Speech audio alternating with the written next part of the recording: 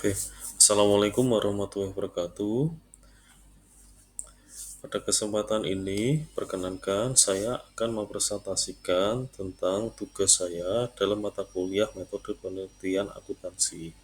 Sebelum saya memulai presentasi ini, mohon izin, saya mohon izin untuk memperkenalkan diri. Perkenalkan, saya Muhammad Hero Fikri. Saya mahasiswa S1 posisi akuntansi pada Universitas Cyber Asia. Pada kesempatan ini saya akan mempresentasikan tugas saya dalam mata kuliah metode penelitian akuntansi yang berjudul Tinjauan Proses Penilaian Tanah dan Bangunan.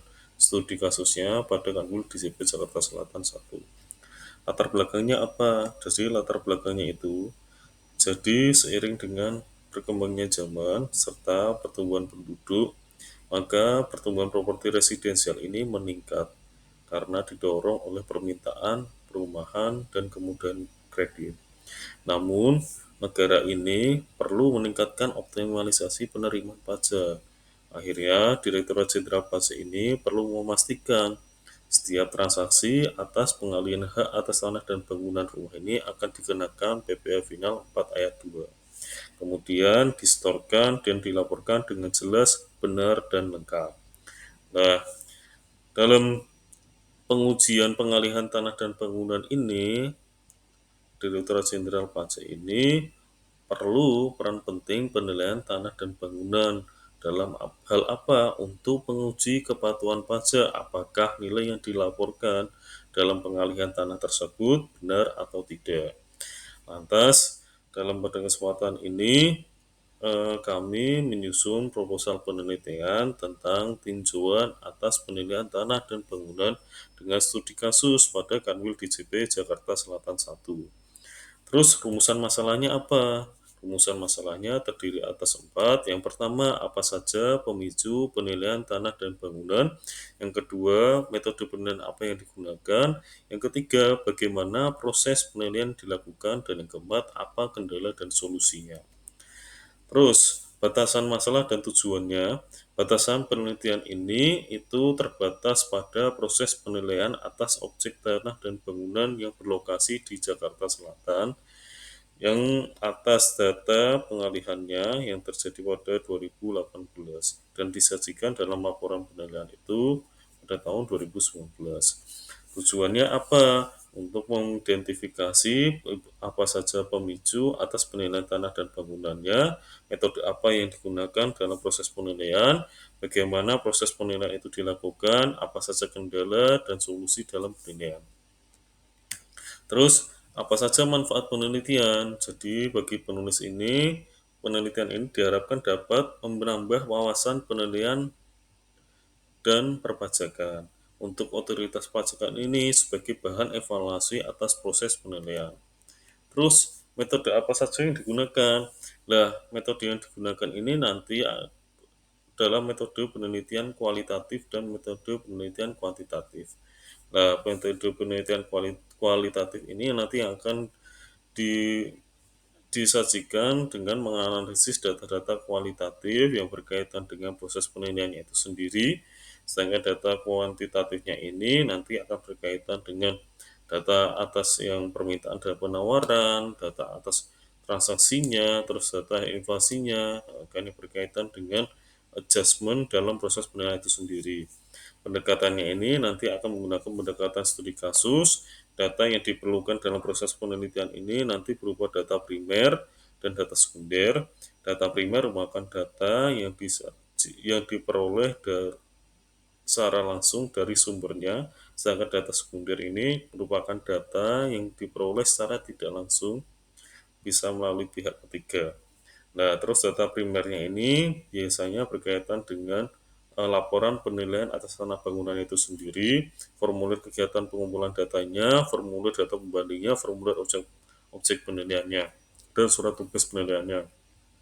Terus sedangkan untuk yang data sekunder ini nanti data yang dikumpulkan itu terkait dengan dokumen peraturan perpajakannya, dokumen peraturan yang berkaitan dengan penilaian, terus data terkait dengan BPS yang berkaitan dengan inflasi properti, terus angka permintaan penawaran dari website agen properti, yang keempat berkaitan data upah dan material tenaga kerja seluruh Indonesia yang diperoleh dari appraisal.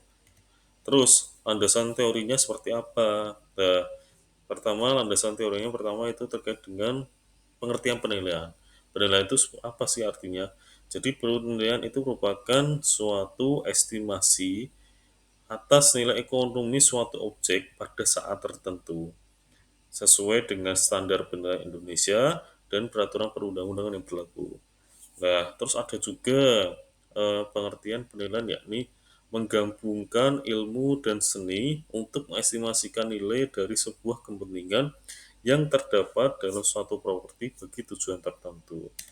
Terus jenis kegiatan penilaian properti itu sebenarnya ada dua jenis kegiatan penilaian. Yang pertama itu kriteria 1, yang kedua itu kriteria 2. Sebenarnya batasan-batasannya itu sudah dijelaskan ya dalam nota dinas dari Direktorat Jenderal Pajak. Intinya kalau kriteria 1 itu berkaitan dengan rumah tinggal ataupun tanah, kan, di mana rumah tinggal tersebut memiliki tanah dengan luasan kurang dari 10.000 meter persegi.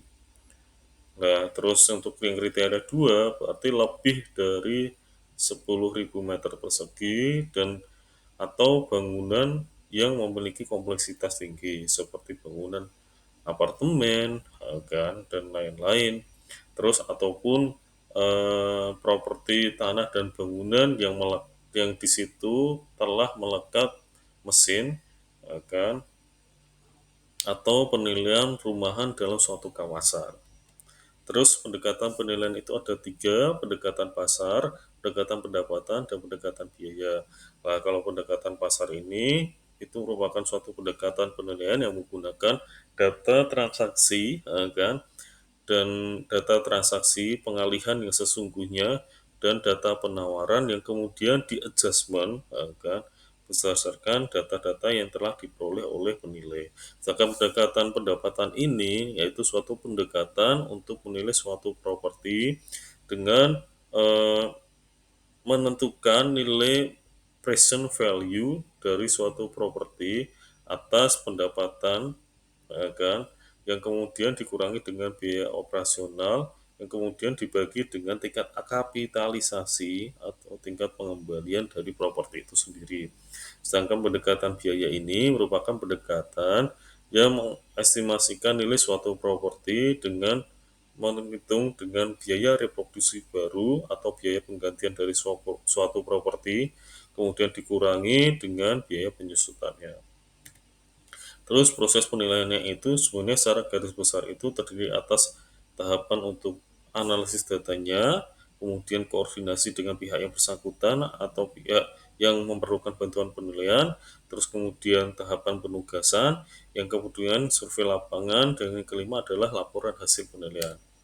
Terus petunjuk teknis penilaiannya itu nanti bisa dilihat atau dicek dalam sumber SE 54 PJ 2016. Tahapan-tahapan teknis penilaiannya sesuai dengan SE tersebut terdiri atas review. Review ini biasanya terkait dengan objek penilaian seperti apa, terus nilai yang nanti akan dicari itu jenis nilainya apa, apakah nilai likuidasi ataukah seperti apa, terus pengumpulan data, kemudian nanti di tahap analisis pasarnya, kemudian penerapan metode dan pendekatannya, kemudian tahap penyusunan laporan. Nah, untuk teknik pengumpulan datanya itu nanti terdiri atas tiga teknik. Yang pertama studi kepustakaan, yang kedua dengan observasi lapangan, yang ketiga dengan wawancara semi struktur.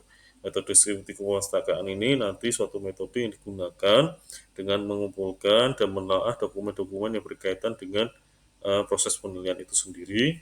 Sedangkan observasi lapangan ini dilakukan dengan melakukan pengamatan secara langsung terkait dengan objek penilaian serta objek data pembandingnya.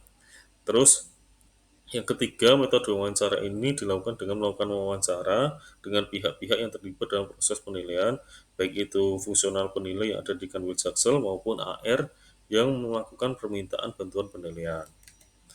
Nah, oke, sekian presentasi dari saya. Semoga presentasi ini dapat bermanfaat dan tak lupa juga saya mengucapkan mohon maaf apabila ada kesalahan baik dalam tutur kata maupun sikap. Assalamualaikum warahmatullahi wabarakatuh.